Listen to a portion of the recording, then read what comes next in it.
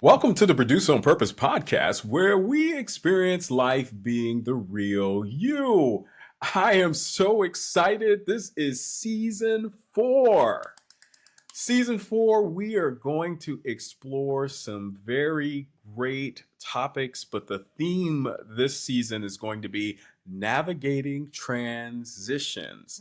And I'm so excited to bring back my resident guest or co-pilot for this season. And it is my wife, Dr. Sherlonda Adkins, the Unstuck Strategist. Welcome back to the Produce on Purpose podcast. How are you, baby? I'm doing well. Thanks for having me. Always happy to be back and talk and help some people get unstuck and all that good stuff.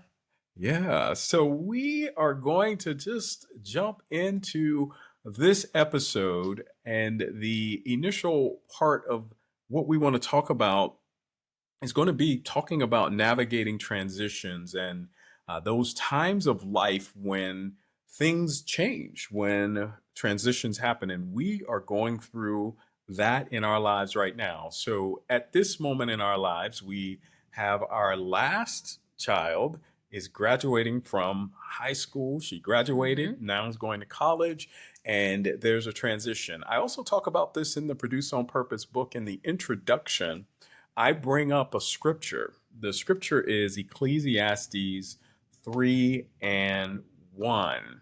What does it say? It says there is a time for everything and a season for every activity under the heavens. So there's a time, there's a season for everything. And whatever your season might be, there's a time for it. There's a time for us to have a lot of laughter, a lot of joy. There's a time when you work extremely hard. I remember when the kids were we're trying our best to get them food after a hard day of work. A lot. Schedules. Yeah. And on the flip side of that, been on the other side of it. So the other day when we left Bible study, and I was like, I want some fries. And so our dinner was fries at Chick-fil-A. Fries at Chick-fil-A. I don't think we could get by with giving the kids just fries at Chick-fil-A. No. So that was definitely a bird launching flex. And I noticed I said bird launching and not empty nest, because empty nest just sounds depressing. We're not cultivating empty nest. We are cultivating bird launching and finalizing bird launching season. So that was a bird launching flex to be able to have Chick-fil-A fries with ketchup for dinner. There you go. So during these seasons, there are times of learning that we end up having. And during these transitions, we have to learn how to navigate those transitions. And that's where this theme has come from of what we're talking about. And that's what the scripture is talking about, that there's a time for everything under the sun, everything that is going on. So wherever you may be at this moment, there is a season for it. So yeah, and I was just going to say, with giving some examples, we're talking about a season in our parenting journey, but for some of our listeners, it may be a child being born. It could be losing a loved one. It could be relocating, changing a job, ending a relationship, health. A lot of times people don't think about health, but that's a season of change too, whether getting over a sickness or finding out about a new diagnosis, and retiring. So that's another big one that people look forward to, and that is a season. So multiple seasons. And that quote was actually right out of my book, Produce on Purpose, Experience Life Being the Real You. It talks about those transitions. I talk about that in the very introduction of talking about, are you ready to be a producer? And as we're going through on the Produce on Purpose podcast, and as we've gone through on other episodes, how do we become great producers even in the midst of these transitions? So we'll jump right in. All right, let's do it. So this episode we are calling The Empty Nest and the Launch Pad for our family's great transitions. So The Empty Nest and the Launch Pad. So as we are looking at this and we're moving forward, I have one question that comes to mind with me. How do you actually manage moving through the emotions of navigating a transition, even when it's good or bad. Sometimes we like to label things good or bad. Hmm. How do you begin to go through that? Well, I think the first thing is describing how you feel at a particular moment, because we weren't really taught as children how to identify and connect with our emotions. And that was a big girl before I started learning other words to describe how I was feeling. Words like I'm mad, I'm sad, I'm happy, I'm excited. But what about I'm overwhelmed, or I feel threatened, I feel insecure, or I feel fulfilled?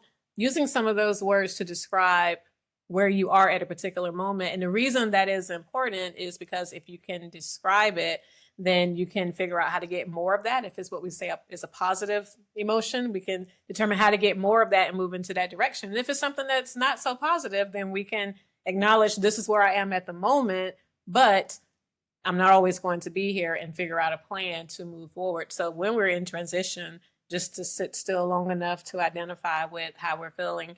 And I don't really think society supports that, because sometimes sitting still to get that awareness of how you feel requires just being still. But oftentimes we still have to work. We still have to take care of our children or our parents or our spouses, even ourselves. So it's not always easy to do that. It has to be taught, and it has to be practiced. I like it. And when you talk about practice, and I feel that during this time of our lives, that sometimes just reflecting and doing some self reflection of where we have come from and the excitement that now comes with seeing the children go to different areas of life, for Mm-hmm. them to be the contributors in society as we prayed for over the years, that God has gotten them to this particular place along with guiding us in the directions, even when we didn't know Oh, yes. what was going on. I mean, there were so many times I just felt Mm. inadequate to be able to move forward. However, to get to this point, we do find out that every season is just temporary, and that we end up in a space where our emotions may be a particular way at this moment, and we must acknowledge where our emotions are and how we feel at this moment, or what may be going on in the inside of us, and then maybe why you may be acting the way that you're acting or feeling the way that you feel. And as we are moving into this, I've had a myriad of emotions. I mean, from the emotions of, wow, what do we do now? To emotions of, we did that thing, girl. Hey. Yeah, that's To mostly where I am. so it all begins to work out and move in our direction, and it's exciting to see it all just pan out. So very, very excited to see it continue to be something that we are working with. And let me say something about that. So that second emotion where you're talking about feeling fulfilled and accomplished and the high five moments, I Yes. want to normalize that, because a lot of times when people, would approach me and say, "Oh my gosh, how do you feel? Your youngest daughter's about to graduate. I know it's bittersweet. I know you're feeling so sad." And I'm like, actually, I'm not. I'm not feeling sad at all. And our neighbor, oh, Miss Janice, she is the sweetest neighbor that I think we've ever had. And she always catches me off guard with some of her responses, because they're always like so unconventional in a good way. And so she came over the other day as we were celebrating our daughter's graduation. And I said to her, I said, I haven't cried. And I was kind of feeling a little bit like a little guilty, maybe, that I hadn't cried. And you know what Miss Janice said? She said, "Cry for what?" She said, "Cry for graduation?" She's like, "No, I didn't cry when any of mine graduated." She said, "Weddings either," because that's what you want. That is what you have been working hard for. You have been preparing for this moment. And I said, "Thank you." And I really excelled. And I just, I felt seen. And that's exactly how I felt. We have been preparing for this moment. And it's okay to say that we feel fulfilled. Now, there may be some tears that come later. I don't know. But in this moment, I'm just feeling very accomplished and then confident too. Because one of the hardest things that I have ever had as a job has been raising children. And so to get to this point, in our parental journey with the help of the Lord. And to get to this point, it's like, hey, I can do hard things. So what's next? I can do hard things. So I just wanted to take this time to say, if there's anybody who's feeling like, I don't feel sad, it's okay. You don't have to feel sad. Go with naming some of your other emotions. Like for me, it's fulfillment, it's accomplished, it's optimism, it's hope, all those wonderful things. And we're it's just an exciting time because not only is our youngest daughter graduating, but we just also just about a month ago, our son graduated from college, and he's working and he's on his own, and our oldest is working and on her own. And man, the changes, the shifts that have happened, they have moved from knocking on our door on Saturday morning, asking us what's for breakfast, to now they're doing their thing. Yes. And it is really exciting to just have that happen in our lives. And we have the emotions that really drive us. And I also get the question of, well, how did you end up with oldest daughter who's 24, living in Dallas and enjoying her life? Our son, he's living in New Jersey and working in New York. And our daughter about to go to a prestigious university. How did you do this? Yeah, and so I guess that'll be the book, the whole playbook, right? But I will say that I've always been very goal oriented. I can remember even in middle school having my Trapper Keeper. Did you have a Trapper Keeper? I did. Okay, Trapper Keeper. So if you are not mid 40s or older, you might not know what a Trapper Keeper is, but it's basically like a notebook or a binder to help you stay organized when you're in school. And I can remember writing a list of things. I always love writing things, checking them off my list.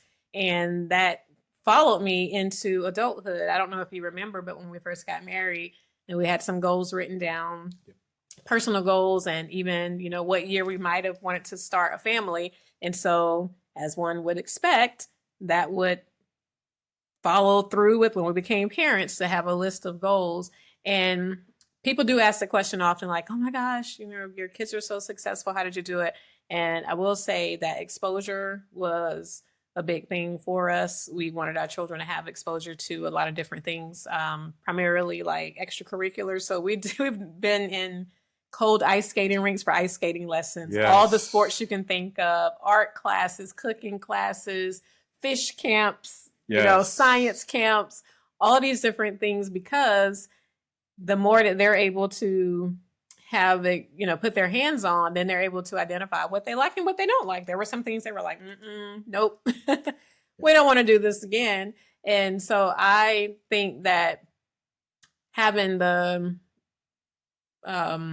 what's the word I'm looking for?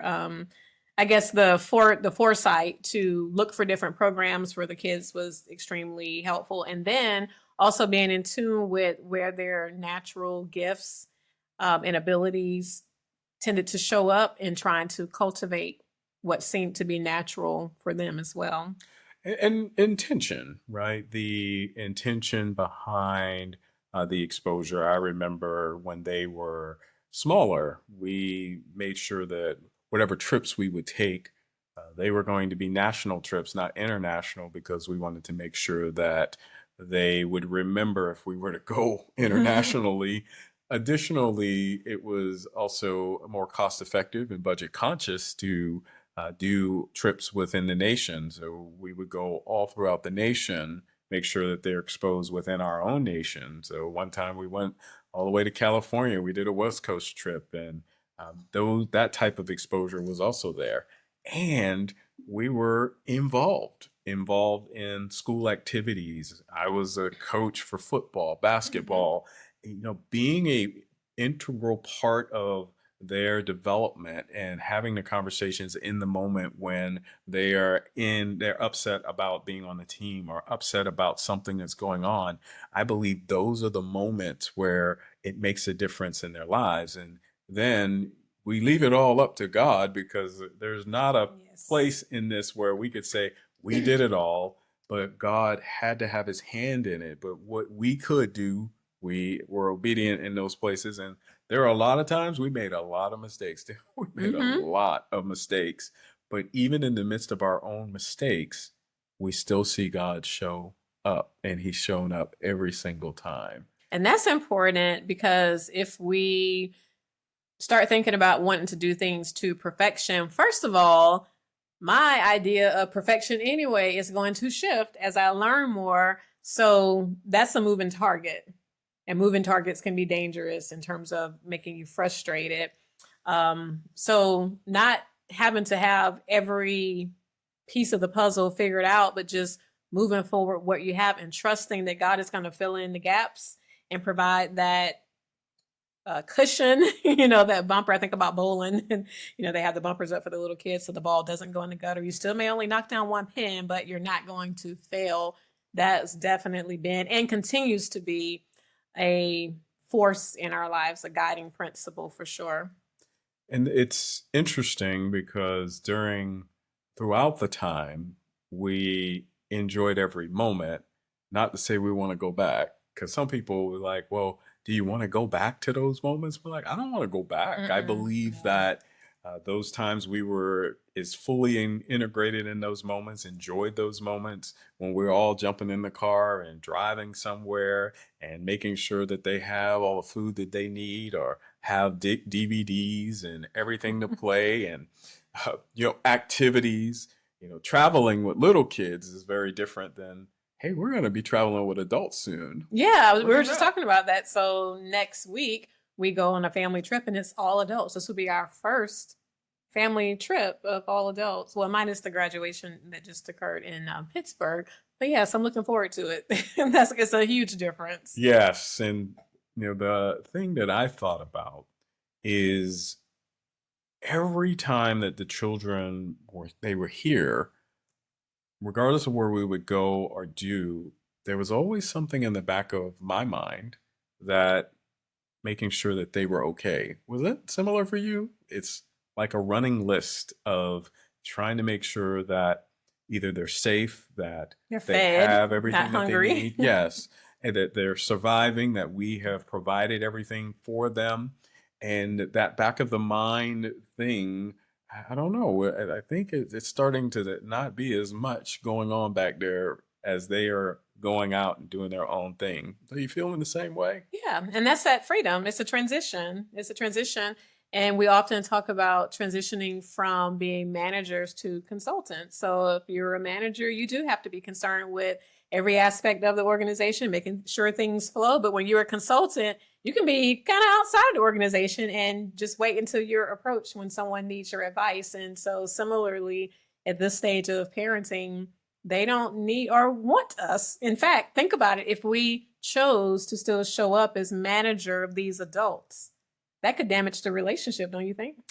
That would, and I believe that that's a huge transition that you have to allow for them to be able to make it on their own and know that they have everything that they need and they will call if they need something. And I'm grateful for that because that transition from being a manager to then moving to more of a maybe a director, let them do a little more to finally being in a space where we're just advising or consulting based on when they call is a major transition that any parent needs to go through. We all have to get to that space if our children are going to become, and we say independent, but it's really we're all interdependent Mm-hmm. no matter what we do. Yes. It's the spectrum of being in full dependence. We know that when we're babies, we're fully dependent. We have to have someone take care of us. And then as you're moving into the realm of interdependence and in a greater way, understanding what your support systems are, when to contact them, how to call and get to them. So I always used to make this comment. I said, I would rather my child cry under my roof about something that they're upset about rather than them get out into this world, have nobody really around them that may maybe be supporting them, And then that's the first time they're crying about something. They may not be able to deal with the situation without the right guidance. Yeah, I love that. And I remember a time when our oldest daughter, she had a dilemma that she was working through. And by the time I found out about it, it was no longer a dilemma. It was solved. But when I heard about it, I was like, oh my goodness, I could have helped you with this. And why didn't you tell me? And she's like, Mom, I'm good. I had friends who went through something similar. So basically what she told me was I had my support system and I figured it out. And it took me a minute to sort of, let the dust settle from that. But what it taught me was that when the kids were little, we were sort of like their main source, their primary source of, nurture and support, care and everything. But as they get older, it's important for them to establish that in their own way with their own circle. And like she said, she had friends who went through something similar. So they were able to support her maybe in ways that I could not have. And I may have mommed her, into the problem, back into the problem. So that was another example of, okay, so I'm the consultant. And even in this case, the consultant wasn't needed. Right. And I feel like that was a really healthy way of coming to that realization, because we watch the movies and you see the shouting matches where you're not the boss of me, you're trying to control me, and that's not anything I ever wanted for any of our children, to feel that way. So I'm not saying that I'm perfect, because I like to organize and provide, and so I think I do a pretty good job, but there's still room for improvement. I can admit that. And that's the difficulty, right? We all are, when we're going through transitions, it's not just us, it's everyone along the way. What are some of the things, and I know I've put in my life some things to try to help, because it is kind of shocking when you're probably at the place now where like, well, you really don't need me to do these things for you anymore now. But I do still want relationship with you. So now this is really talking about relationships and how sometimes our relationships where they shift and they change. What are some good things and practical tips we can utilize to navigate these types of transitions in relationships? So right now we're talking about a parent-child relationship, but this could be also for any relationship, because as the seasons change, our relationship with others also change. They don't always remain the same. And I think it's interesting because I sometimes when I'm talking to a couple for premarital counseling and they're moving from leaving and to cleaving, that the change in that shift, it's not just for the married couple, but it's for maybe if there are children involved, if there are parents that are involved, in-laws involved, everyone has to begin to navigate that. What are some good tips that we can leave with this great audience that will help them understand these are some things to start with to begin to navigate these transitions in these seasons, and maybe something you've used to help you? A simple question of how can I best support you can go a long way. So you mentioned this applies to transitions and all types of relationships. So I have been blessed with having lots of friends during different stages of my life, all the way from being in high school to first jobs to colleges and adult friendships, just as recently as a couple of years ago. And even people that you've known for decades, sometimes people get stuck in the trap of saying, well, I know her, this is how, like when this happens, she typically gets upset and this is how I show up. But people change, right? We change and our friends change as well. So the way that I may have supported a person in the past may not be what they need at this moment. And simply asking, how can I best support you, is one way to start in navigating these shifts in relationships. And then something else that I think about is I visualize a pie chart. And with that, you have different colors representing different categories in your life. And for us, when we're talking about transitioning from parenting, we have a little more mental real estate that's available now, some physical real estate that's available in terms of our time as far as our schedule. So then the question becomes, do I fill that up with something else? A lot of times that's what people are saying. What else am I going to do now? But maybe it's not so much that you need to introduce something new, but what are some slices of your pie that were small that maybe now you can expand and enhance a bit more? So looking at how you can now spend your time, the quality of the days that you have, designing your life in a way that you didn't have the privilege to design it previously. And we talked about this over the weekend when we were driving, that we were intentional. And at this stage, I don't feel like it's like, oh, now let's go do all the things that we couldn't do, because pretty much everything we wanted to do, we were still doing it, maybe just in spurts, Right. in doses. So with that pie chart that we have, maybe we can just expand some of those areas. And so I encourage people to look at life through a lens similar to that. And that'll also help. My mom used to say an idle mind is a devil's workshop. So that can, in a way, help decrease anxiety too, because sometimes when people get to these transitions, they start to have fear. They start projecting into the future. Like, I don't know what this is going to look like. Of course we don't. We can't read the future, but simply asking, how can I support you? And having a conversation, communicating that, I love you. I want to be friends with you. I still want to have this relationship with you. And how do we move forward? Sounds simple, but it can go a long way. I like it because then the quality of our life then really helps to nurture, drive where we're going. And of course, I'm going to focus, and my piece for everyone is when we begin to be authentically who we are, understand who you really are, because you are not the role of mother or father that you played when your children were younger. You are no longer the role of coach, or you are no longer the role of doing these different things that you may have done. You're not the role. You are who you are. And being able to distinguish between what you may have as gifting that you may have used in different roles, you can now expand that gift into places you choose to be able to expand your role in. A lot of the choices we made was always thinking about, well, what about the children, and making sure that they were taken care of. But now we get to make the same choices, but how can I be more impactful with the gift that I have, and the purpose that I have, and the meaning that I have, the life that I'm living? I can now be that producer in my life. I can begin to produce on the things that I know I'm gifted to do. I just may be now moving into a role or in that pie that you talked about, which maybe I shouldn't be talking about pie. It could be good. It's good in quality, not just quantity, just the quality. Yeah, we're talking quality. So if I get a small piece of good quality, I'm good.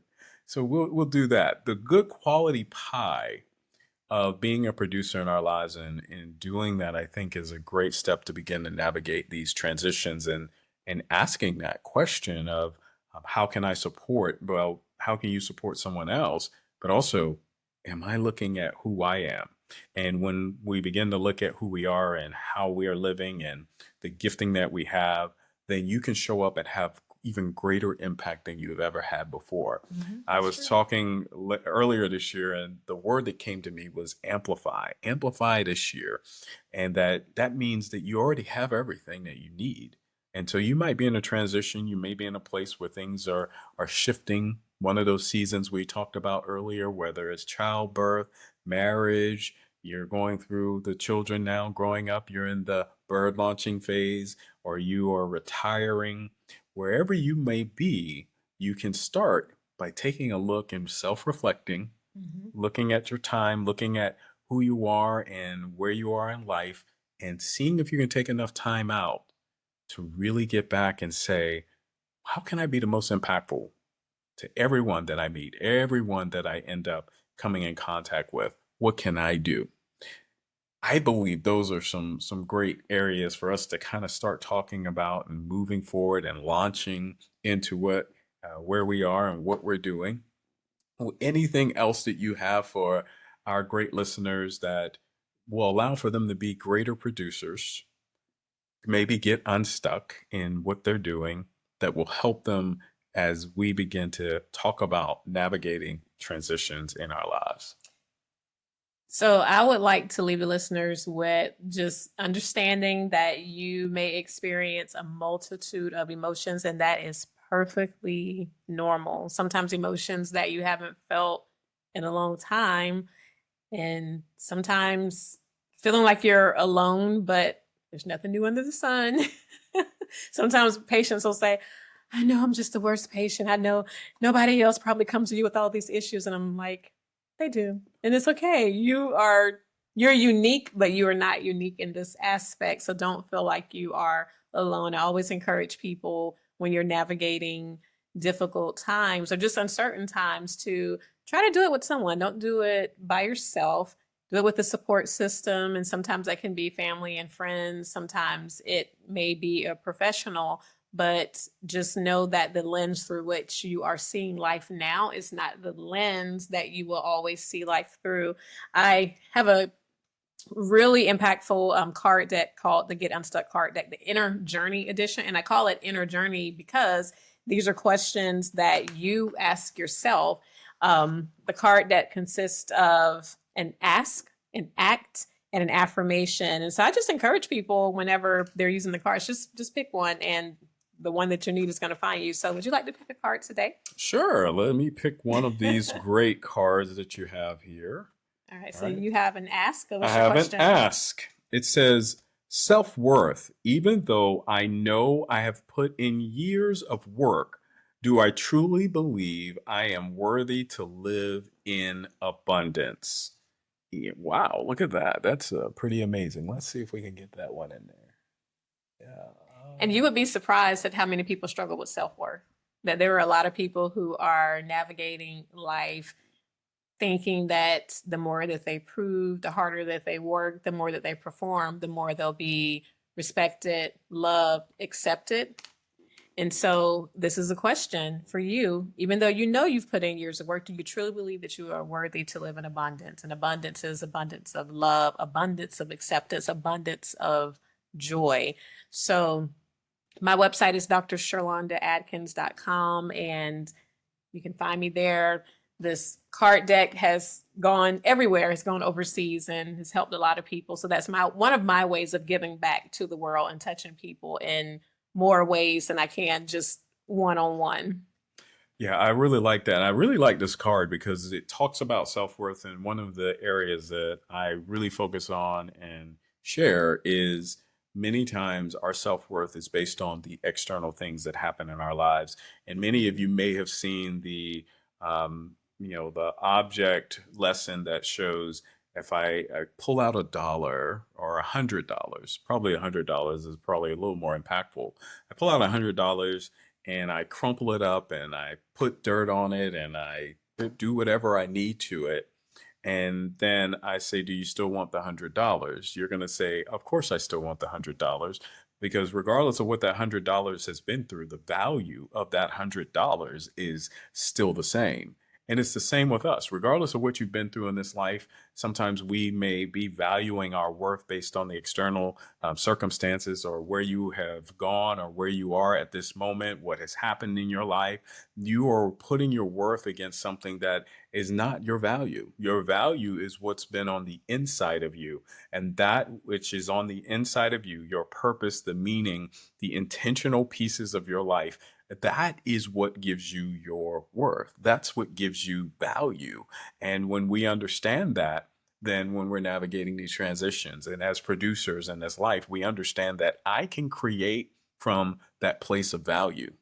It doesn't matter how the external might look. It doesn't matter how the outside might look today. On the inside, I am still who I am. I'm still that child of God. I am still uniquely and wonderfully made. And you can produce every single thing that you were born to, and you can have those impacts. Oh, I'm so grateful. This is going to be a wonderful season. Yes, it is. I'm excited. I'm excited to be back with you and share with the world and give back. And when you first asked me about joining you on the podcast, I thought about it. I said, oh my gosh, do I want to commit to it? And I said, yes. And for 3 reasons. So, number one, it's documenting. It's documenting this new season. It's documenting this transition. And then number two, it's the way to give back. And that's probably, but that's first and foremost, like that's the main reason I want to do it, is to give back, because I do have a heart of service. My life has been dedicated since I was on the playground. Actually, before I even went to school, I was helping people, just listening to them talk and trying to help them piece together their lives. So giving back and then documenting it through this transition, like living it out in real time. And then the third reason I wanted to do it, taking that documentation a step further, is because the age I am now, going back 20 years, oh my goodness, I feel like I have so much more wisdom. So imagine if the Lord allows me to live for, another 20 years, what my 60-something-year-old self would say listening to me now talking. So I would guess that she would say, oh, wow, you lived some more and you got even wiser. So I'm really interested in having this documented so that later on I can go back and listen and see how much I have continued to learn. Yeah, I enjoy it. I know that the podcast is evergreen. Of course, anyone can go back and listen to prior episodes. Wherever you may be in your life, it can be a transition, can be a change. And I'm excited. Thank you for accepting the invitation and being a part. And so I'm excited for us to move forward. Produce on Purpose has 60 episodes. This is the 61st. That's amazing, babe. We're going to move into where we can get to 100 at some point very soon. And I believe that you're going to help along with that journey. So we are going to move forward. And Well, how much are you paying me to do this? I'll tell you that later. Don't y'all get on me about that. Well, maybe we'll ask them what you should get paid. Oh, okay, yes, listeners, help me out here. So we will take care. I take care of everybody that participates. Well, so I'll take care of you. But just so you know, my size is window seat or aisle seat. That's my sizes. That's your sizes? Yeah. Oh man. Just in case if you can't pay me, and if you want to pay me in gifts instead, yeah. I take aisle seats and window seats. Well, she said it, so we'll go with that. Well, I am so excited. Thank you so much for joining us, and for everyone. As we go through and we talk about navigating transitions this season, I want you to begin to self-reflect in your life. I want you to begin to think about those things that allow for you to really connect with who you are, authentically being the real you, understanding your purpose, knowing what you're supposed to do. And so we'll talk about that in greater detail with more practical steps as we move along the way. We'll maybe even jump into some psychiatry type things and talk about psychology, and as well as our spiritual aspects and how they all combine so that we can navigate this life, navigate it in a way, because we are on a journey. And most of all, I want everyone to remember that as you're on this journey, you are supposed to be a producer. You are supposed to produce on your purpose.